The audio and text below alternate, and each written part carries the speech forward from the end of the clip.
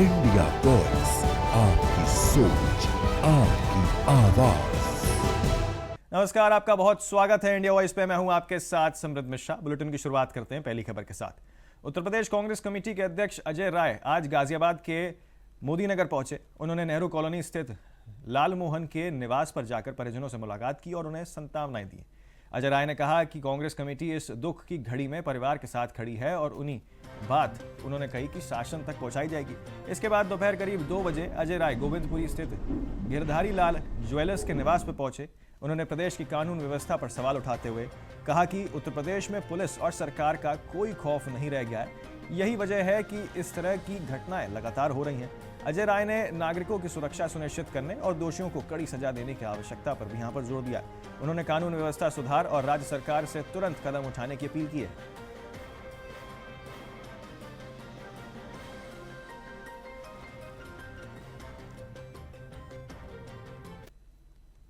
तो मुरादाबाद में यूपी का सबसे बड़ा जीएसटी घोटाला पकड़ा गया है। 5800 करोड़ रुपए के टर्नओवर पर 1044 करोड़ रुपए की टैक्स चोरी का खुलासा हुआ है। इस मामले में पुलिस ने साइबर मास्टरमाइंड सुमित कुमार को गिरफ्तार किया है। दिल्ली के स्वरूप नगर निवासी सुमित ने एक देश एक कर व्यवसाय को चुनौती देते हुए यहां पर 500 से अधिक फर्जी फॉर्मों का पूरा जाल बिछा रखा था। जांच में पता चला कि सुमित ने 2020 से 2023 तक सीए के पास अकाउंटिंग का काम सीखने के बाद खुद फर्जीवाड़ा यहां पर शुरू किया है। वह फर्जी फॉर्म बनाकर उन्हें बेचता था और सरकार के खजाने में अरबों की सेध लगाकर यहां पर रखा था। पुलिस ने उसके पास से 3 लैपटॉप, 15 डेबिट कार्ड और कई अहम दस्तावेज बरामद किए हैं। यह सिंडिकेट फर्जी बिलिंग के जरिए बड़ी रकम की चोरी कर रहा था। मामले की आगे जांच जो है फिलहाल जारी है। जैसा आप सभी अवगत हैं कि हम लोगों ने 2 ट्रक पकड़े थे, जिसके आधार पे बोगस फर्मों का एक बहुत बड़ा नेटवर्क सामने आया था, जिसमें शुरू में 122 फर्में प्रकाश में आई। फिर उन्हीं मोबाइल नंबर और ईमेल का प्रयोग करते हुए 334 फर्मों तक मामला पहुंचा और अभी आगे कुछ और फर्में इसमें चिन्हित की जा रही हैं। और जो नेटवर्क बनाया गया उसमें पंजीयन लेने वाला कोई और आदमी है, पंजीयन लेके जो फर्में बेचता है किसी और को, और फिर वो आगे चेन जाती है जो उसको अल्टीमेट बेनिफिशियरी के रूप में यूज करता है। तो अभी तक जितनी फर्में हमारी 334 प्रकाश में आई थी, उनसे लगभग 5400 करोड़ से ऊपर का टर्नओवर पे 989 करोड़ की बोगस आईटीसी इधर से उधर गई है। पूरे देश के अन्य राज्यों में, कई राज्यों में नेटवर्क फैला हुआ है और घूम फिर के कोई न कोई इसका लाभ लेता है। उस एक्चुअल बेनिफिशियरी तक पहुंचने के लिए एसआईटी काम कर रही है और शीघ्र ही शायद हमको लगता है कि एक्चुअल बेनिफिशियरी तक हम लोग पहुंच जाएंगे। रायबरेली पुलिस ने देर रात खीरो थाना क्षेत्र के खांडेपुर पलिया के पास मुठभेड़ के बाद 2 शातिर चेन स्नैचर्स को गिरफ्तार किया है। पुलिस की जवाबी फायरिंग में विकास पांडे नामक बदमाश के पैर में गोली लगी, जिसे इलाज के लिए अस्पताल में भर्ती कराया गया। गिरफ्तार दूसरा आरोपी रितेश गौतम है। दोनों आरोपी कानपुर के रहने वाले बताए जा रहे हैं। पुलिस के मुताबिक इन दोनों ने हाल ही में खीरो क्षेत्र में एक किराना की दुकान में महिला के सोने की चेन को जो है छीन लिया था, जिसका सीसीटीवी फुटेज भी सामने आया था। पुलिस आरोपियों से पूछताछ कर अन्य वारदातों की जानकारी भी जुटा रही है।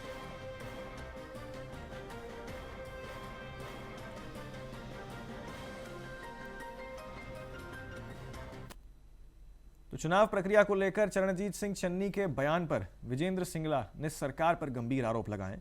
उन्होंने कहा कि जिला परिषद और ब्लॉक समिति चुनावों में बैलेट पेपर और नामांकन प्रक्रिया में धांधली की आशंका जताई जा रही है। सिंगला ने कहा कि एसएसपी का ऑडियो सामने आना, नामांकन पत्रों का संदिग्ध तरीके से रद्द होना और पुलिस फोर्स के कथित इस्तेमाल से साफ है कि सरकार बिना चुनाव लड़े जीतना चाहती है। उन्होंने प्रशासन और सरकार से अपील की है कि वे लोकतांत्रिक भाईचारे, पंजाब और सामाजिक एकता को कमजोर न करें। सिंगला ने कहा कि चुनाव लोकतंत्र की मजबूती का माध्यम है, न कि सत्ता बचाने का हथियार।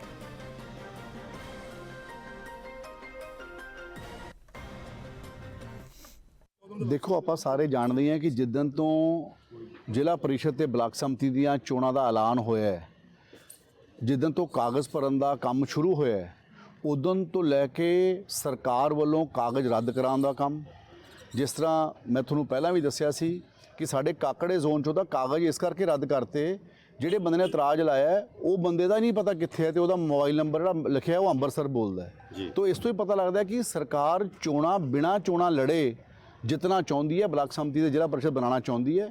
ਔਰ ਜਿੱਥੇ ਤੱਕ ਚੰਨੀ ਸਾਹਿਬ ਨੇ ਜਿਹੜੀ ਗੱਲ ਕਹੀ ਹੈ ਉਹ ਇਸ ਕਰਕੇ ਸਾਹਮਣੇ ਆਉਂਦੀ ਹੈ ਕਿਉਂਕਿ ਸਰਕਾਰ ਪੁਲਿਸ ਦਾ ਜ਼ੋਰ ਜ਼ਬਰਦਸਤੀ ਕਰਕੇ ਚੋਣਾਂ ਜਿੱਤਣ ਦੀ ਕੋਸ਼ਿਸ਼ ਕਰੂਗੀ। ਆਪਾਂ ਪਹਿਲਾਂ ਹੀ ਦੇਖ ਲਿਆ ਕਿ ਇੱਕ ਐਸਐਸਪੀ ਸਾਹਿਬ ਦਾ ਜਿਹੜਾ ਬਿਆਨ ਆਇਆ, ਜਿਹਨੂੰ ਹਾਈ ਕੋਰਟ ਦੇ ਵਿੱਚ ਚੀਫ ਜਸਟਿਸ ਉਹਨੂੰ ਸੁਣ ਰਹੇ ਆ ਖੁਦ, ਔਰ ਉਸ ਤੋਂ ਪਹਿਲਾਂ ਐਸਐਸਪੀ ਸਾਹਿਬ ਛੁੱਟੀ ਚਲੇ ਗਏ। ਇਸ ਤੋਂ ਆਪਣਾ ਵੀ ਪਤਾ ਲੱਗ ਜਾਂਦਾ ਕਿ ਕੀ ਸਰਕਾਰ ਦੇ ਅਫਸਰਾਂ ਦੇ ਮਨਾਂ 'ਚ ਸੋਚ ਹੈ ਜਾਂ ਅਫਸਰਾਂ ਨੂੰ ਕੀ ਹਦਾਇਤ ਹੈ। ਮੈਂ ਜਿਹੜੇ ਸਾਡੇ ਇਲਾਕੇ 'ਚ ਵੀ ਕਾਗਜ਼ ਰੱਦ ਹੋਏ ਸੀ ਉਸ ਦੇ ਬਾਰੇ ਵੀ ਚੋਣ ਕਮਿਸ਼ਨ ਨੂੰ ਲਿਖਿਆ ਸੀ, ਕੁਝ ਉਹਦਾ ਫੈਸਲਾ नहीं होया। खबर कोटा के सांगौन से है, जहां परवन नदी में युवक का शव मिलने से सनसनी फैल गई है। बपावर पुलिस ने परिजनों को सूचित किया है। मृतक की पहचान यहां पर सुरेश सुमन के रूप में हुई है। पुलिस ने शव को पोस्टमार्टम के लिए भेज दिया है। नदी में गिरने का कारण अभी तक साफ नहीं हुआ है। पुलिस मामले की जांच कर रही है।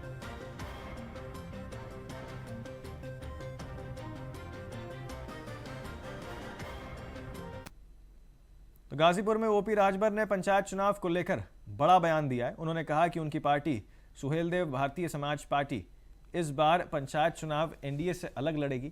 राजभर ने कहा कि वह 2027 के विधानसभा चुनाव में बीजेपी के साथ मिलकर चुनाव लड़ेंगे, लेकिन पंचायत चुनाव में वे अकेले उतरेंगे। बातचीत में मंत्री ओपी राजभर ने एसआईआर की समय सीमा बढ़ाने पर संतोष जताया है। उन्होंने कहा कि चुनाव आयोग ने 2 सप्ताह के लिए समय बढ़ाया है, जिससे चीजें आसान हो जाएंगी। पूरे मामले में सीएम की पैनी नजर है ताकि कोई भी मतदाता ना छूटे और कोई फर्जी नाम जुड़ पाए।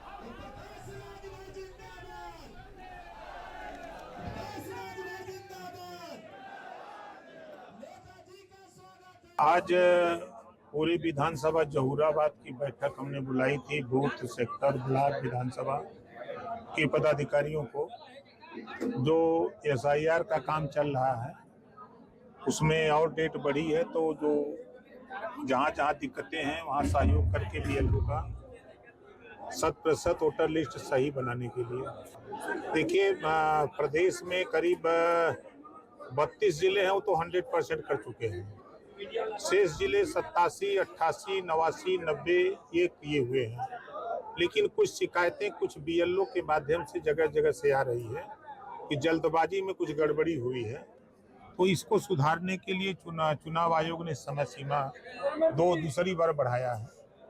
तो उसी में कल माननीय मुख्यमंत्री जी ने बनारस कमिश्नरी का और आजमगढ़ कमिश्नरी की बैठक ली थी। तो बैठक में जो पूरे प्रदेश का जो आंकड़ा था, तो उसमें खासतौर से बनारस मंडल की उन्होंने समीक्षा में चर्चा की। तो उन्होंने बताया कि जो जिन मतदाताओं तक अभी लोग नहीं पहुंच पाए हैं, उनके यहाँ तक अपने लोग बीएलओ के साथ या स्वतः जा करके उनका फार्म भरवा करके जमा करें। और जल्दबाजी में अगर हो सकता है कहीं कोई मृतक दिखा दिया गया हो, मौके पर जिंदा हो, तो उसका भी नाम जो है फार्म भर करके उसका भी सबमिट कराइए। फिरोजाबाद में सपा महासचिव प्रोफेसर रामगोपाल यादव ने कहा कि सरकार एसआईआर में समय बढ़ाकर आधिकारिक पर दबाव बनाना चाहती है और डालना चाहती है। इंडिगो विवाद पर उन्होंने कहा कि टाटा एयरलाइंस से अडानी को फायदा पहुंचाया जा रहा है। कफ सिरप और एस्मा मामले में भी उन्होंने सवाल उठाए हैं और कार्रवाई पर असंतोष जताया है। रामगोपाल यादव ने एसआईआर विवाद पर सरकार को यहां पर घेरा है। इस बात की है कि अधिकारियों पर मंत्री लोग दबाव डालकर कुछ फर्जीवाड़ा करवाना चाहते हैं। पता तो कल तक हो ही गई है एसआईआर सब। अब जो है, जैसे यहाँ एक उप मुख्यमंत्री आए, एक मुख्यमंत्री मैनपुरी गए उप मुख्यमंत्री, और मुख्यमंत्री गए मुरादाबाद और मंत्रियों की ड्यूटी लगा दी। मीटिंग करते हैं अधिकारियों के साथ, तो अखबार में कहीं न निकल जाए इसलिए कहते हैं कि हमने अपनी पार्टी के लोगों के साथ बात की। मैंने इलेक्शन कमीशन से शिकायत की और सबूत दिया कि देखिए ये एसआईआर पर चर्चा कर रहा मिनिस्टर। तो उस अखबार से दोबारा अगले दिन खंडन छपवा दिया। कब वो तो अपने कार्यकर्ताओं से बात की थी, अधिकारी कोई उसको नहीं था, और हमारे पास फोटो होते हैं सब सारी हैं। तो ये घपला करने के लिए सब कर रहे हैं, लेकिन हमारे कार्यकर्ता हर बूथ पर तैयार है, कोई गड़बड़ी नहीं होने देंगे।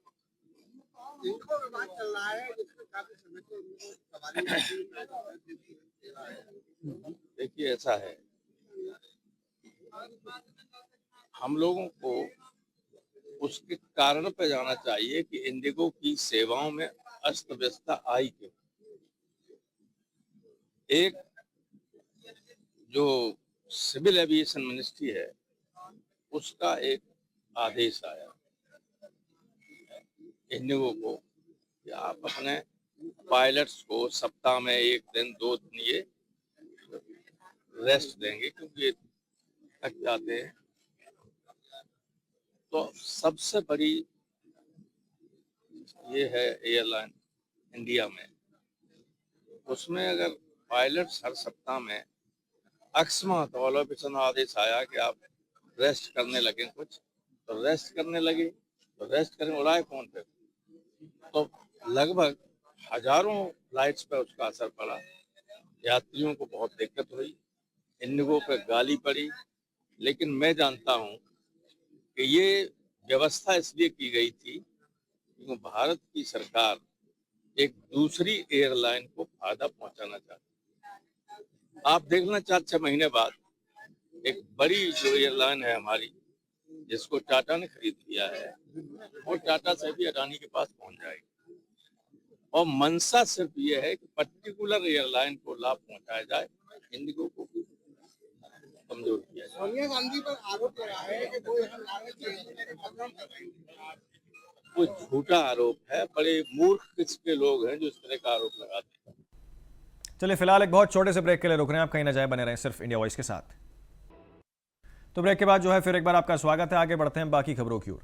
राजधानी दिल्ली के कालकाजी इलाके में ट्रिपल सुसाइड का मामला सामने आया है। मौके पर पहुंची पुलिस को परिवार के 2 बेटे और मां पंखे से लटके जो है उनके शव मिले। मृतकों की पहचान अनुराधा, आशीष और चैतन्य के रूप में हुई है। सुसाइड की वजह परिवार में आर्थिक तंगी मानी जा रही है।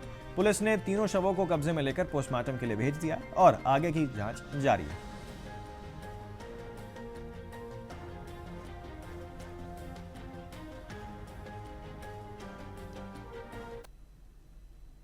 इटावा में डिस्ट्रिक्ट कोऑपरेटिव बैंक के 75वें वार्षिक उत्सव में सपा महासचिव शिवपाल सिंह यादव पहुंचे। उन्होंने बीजेपी पर हमला बोलते हुए भ्रष्टाचार और बैंक की बिगड़ी व्यवस्था पर चिंता जताई है। पूर्व बैंक घोटाले में दोषियों पर कार्रवाई और वसूली की जरूरत बताई है। अवैध खनन और किसानों की परेशानियों पर भी उन्होंने सवाल यहां पर उठाए हैं। एसआईआर के माध्यम से घुसपैठियों के नामांकन को लेकर उन्होंने विवादित स्थिति पर अपनी टिप्पणी दी है। उन्होंने सहकारिता मंत्री, जनरल मैनेजर और अधिकारियों से सुधारात्मक कदम उठाने की अपील भी की है।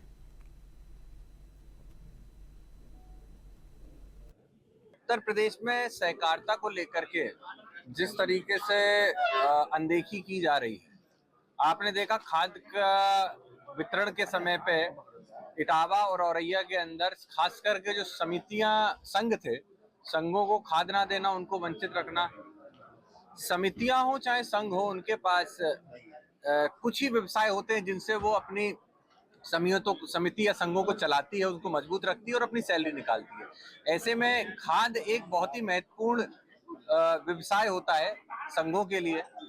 ऐसे में उनको उनसे वंचित रखना निश्चित तौर पे उन्हें कमजोर करता है, सहकारिता मूवमेंट को कहीं ना कहीं कमजोर करता है। इसीलिए जिस तरीके से खाद वितरण में कमी पाई गई, निश्चित तौर पे इससे सहकारिता की जो धार थी उसको कहीं ना कहीं जो तेजी थी उसमें रुकावट आई है। जिले के लोग वार्षिक जब बैठक होती है, जितने भी डेलीगेट बैंक में जो भी डेलीगेट होते हैं उनको सबको बुलाया जाता है और बैठक होती है। तो देखिए यहाँ पर करीब लगभग 700 डेलीगेट उपस्थित हुए थे, तो उन्होंने अपने सुझाव भी दिए। तो उन सुझावों पर जरूर अमल होगा और जितनी भी सोसाइटियां हैं उनको समय पे खाद, समय से बीज और किसानों तक उपलब्ध कराया जाए। ये यहाँ के संचालक मंडल और जीएम साहब की जिम्मेदारी है और इसका निरीक्षण बीच में एआर साहब की जिम्मेदारी होती है। तो दोनों जिलों के एआर और जीएम साहब और इटावा की जो जिला सहकारी बैंक है, समय से ही खाद पहुँचे, बीज पहुँचे और लोनिंग समय से हो जाए, फिर उसकी वसूली भी समय से हो जाए, तो बैंक अपने आप बहुत अच्छी चलेगी। खबर हाथरस से है, जहां तेज रफ्तार कार का कहर देखने को मिला। मेरठ से आगरा जा रही कार, आपको बता दें, गांव रोहती के पास अचानक नियंत्रित होकर खो बैठी और सड़क पर यहां पर पैदल राहगीरों और कई बाइकों को जोरदार उसने टक्कर मार दी है। इस हादसे में 6 से अधिक लोग घायल हो गए हैं, जिनमें कई की हालत गंभीर बताई जा रही है। जानकारी के मुताबिक कार चालक अपनी कार से आगरा की ओर जा रहे थे। इस दौरान कार अनियंत्रित होकर गिर गई और आपको बता दें कि इस हादसे के शिकार बन गई। हादसे के बाद मौके पर चीख पुकार मच गई और अफरा तफरी का माहौल बन गया। स्थानीय लोगों और राहगीरों ने तुरंत घायलों की मदद की और पुलिस और एम्बुलेंस को सूचना भी दी। मौके पर पहुंची पुलिस ने घायलों को अस्पताल में भर्ती कराया। दुर्घटना के चलते कुछ समय के लिए सड़क पर यातायात भी बाधित हो गया था। पुलिस ने क्षतिग्रस्त वाहनों को हटाकर यातायात सुचारू कराया है। वहीं कार और चालक को हिरासत में लेकर मामले में अब पुलिस आगे जांच कर रही है।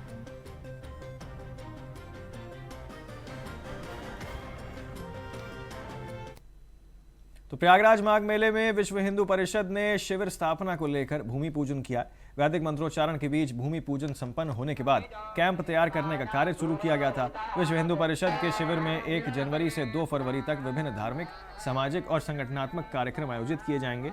इस दौरान संत सम्मेलन समेत कई महत्वपूर्ण आयोजन होंगे, जिसमें धर्मांतरण, लव जिहाद जैसे समय सामयिक विषयों पर भी चर्चा की जाएगी।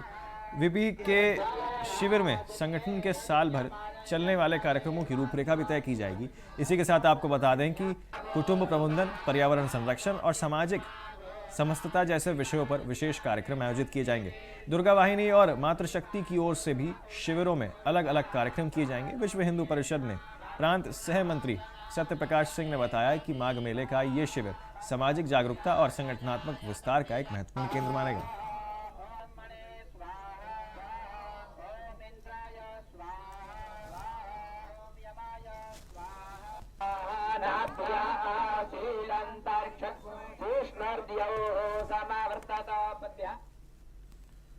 तो वाराणसी में लगभग 30 घंटे की लगातार चली ईडी का जांच पड़ताल के बाद अब टीम शुभम के घर में रवाना हुई है। शुभम जायसवाल के घर पर आधा दर्जन से ज्यादा की संख्या में ईडी के अधिकारी और कर्मचारी पहुंचे थे। सूत्रों की माने तो ईडी की टीम कुछ महत्वपूर्ण साक्ष्य भी अपने हाथ में ले गई है।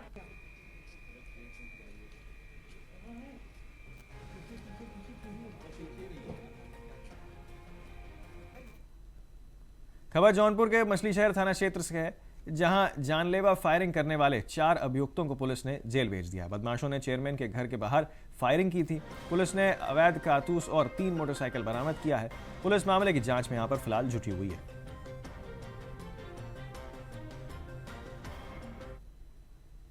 सीतापुर में कस्तूरबा गांधी बालिका विद्यालय का जिलाधिकारी ने निरीक्षण किया। लगातार विद्यालय में पढ़ने वाली बालिकाओं की तबीयत बिगड़ने के कारण जिलाधिकारी सख्त हुए हैं। जिलाधिकारी की तरफ से बालिकाओं को दिए जाने वाले खाना पीना के साथ साथ सफाई व्यवस्था की भी यहां पर देखरेख की गई है। लापरवाही को लेकर जिलाधिकारी ने यहां पर दिशा निर्देश जारी किए।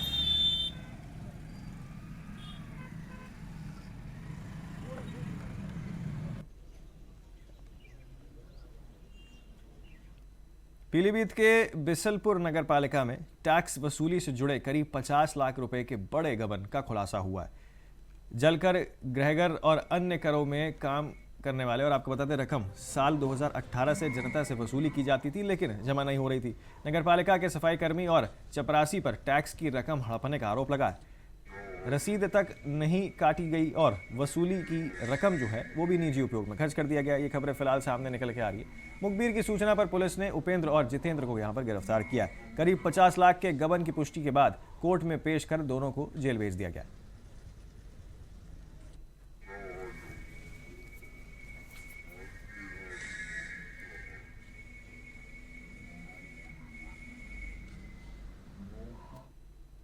यूपी के हमीरपुर जिले में बीते 55 दिनों में पुलिस के लिए सरदर्द बने भाजपा के पूर्व जिला अध्यक्ष प्रीतम सिंह किसान को आखिरकार पुलिस ने बरामद कर लिया। कथित तौर पर पुलिस द्वारा लापता किए गए प्रीतम सिंह को लखनऊ के दुबग्गा इलाके से एक मकान में सुरक्षित निकाला गया। लंबे समय तक पुलिस को चकमा देते रहे प्रीतम सिंह को बरामद करने के बाद हमीरपुर लाया गया और सीजेएम कोर्ट में पेश किया गया। अदालत ने प्रीतम सिंह को पुलिस हिरासत में पुलिस निगरानी में रखने और 16 दिसंबर को हाईकोर्ट में पेश करने का आदेश दिया है। तब तक उन्हें हमीरपुर के वृद्धाश्रम में रखा गया है। मामला 18 अक्टूबर धनतेरस की रात का बताया जा रहा है, जहां पेट्रोल पंप पर हुए विवाद से जुड़ा हुआ है। इसके बाद प्रीतम सिंह ने खुद के लापता होने की कहानी रचकर पुलिस को फतेहपुर, प्रयागराज और लखनऊ में भटकाया था। अब संभावना है कि पुलिस उनके खिलाफ वैधानिक कार्रवाई करेगी। और आपको बता दें कि 55 दिन बाद भाजपा के पूर्व जिला अध्यक्ष प्रीतम सिंह यहां पर बरामद कर लिए गए हैं।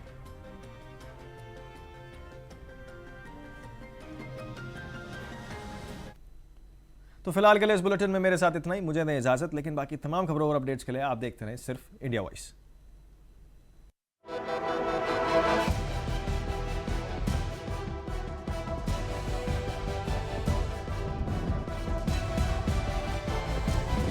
इंडिया वॉइस, आपकी सोच, आपकी आवाज।